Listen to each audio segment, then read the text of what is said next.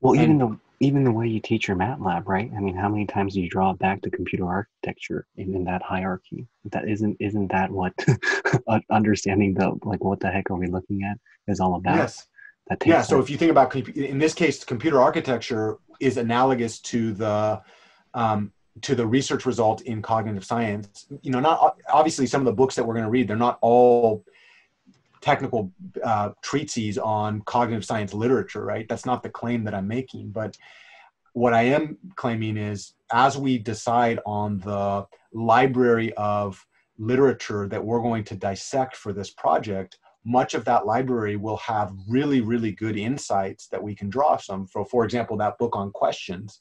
I've never read that book. It I has would love to science. read that book. It has science in there too.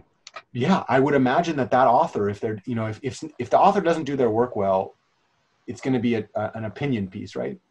Like they're literally going to be like, you should do this because feel I'm very important. But if the author does their work well, they're going to have researched deeply many of the ideas that they're suggesting, right?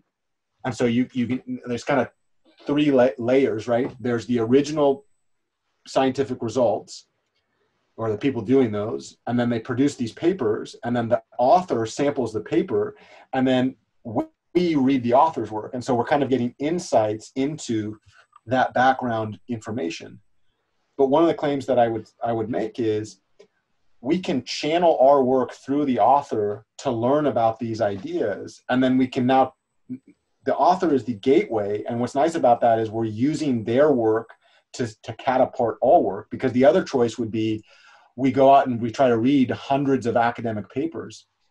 Not impossible. That's definitely a viable situation. But the problem is that the scope of the project that we're working on is large enough that in order to do that in all of the spaces that we would need, we would literally need to quit our entire jobs, right?